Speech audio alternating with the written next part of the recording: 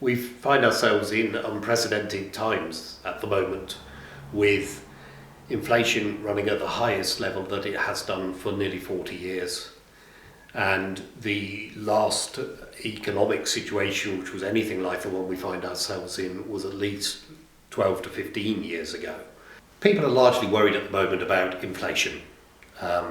Inflation is rising rapidly, and it's in the press, and you can see it in your basket at the supermarket, you can see it in fuel prices, and it's generally because of the economic situation we find ourselves in.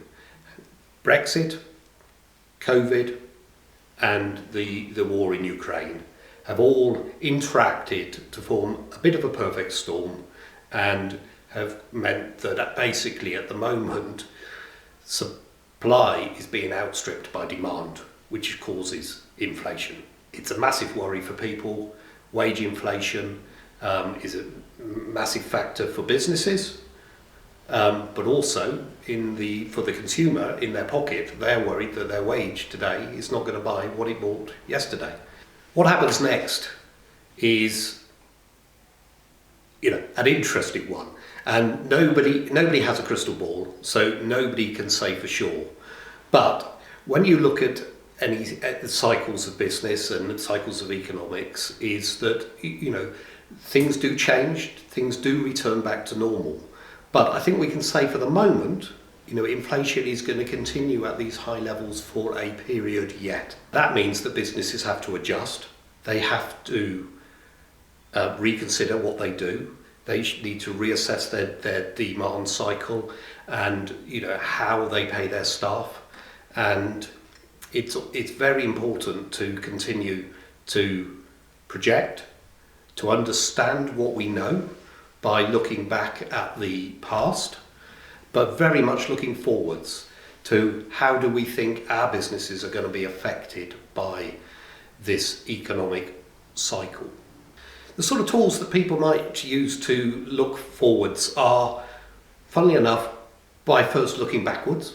So by having up-to-date financial information, because as soon as you produce a set of accounts or any historic information, it is of course out of date. But we can only learn from what our businesses have done in the past and how they've adapted, but also by looking forwards, by looking at their margins, by looking at what price increases they know are coming, what other business sectors are experiencing, and producing projections and forecasts which will feed into that business's both short-term and long-term goals. A projection, though, has to be a living beast. It has to evolve and adapt. You can't do a projection on one day for the next 12 months and then just beat yourself up for the next 12 months or pat yourself on the back if you either under or overachieve on it.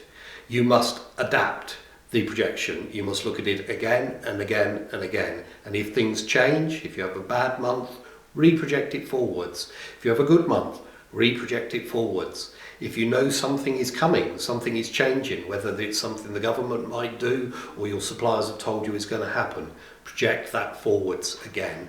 One of the first places that a lot of businesses will start is to look at their previous accounts and their previous management information. And that's a very useful tool.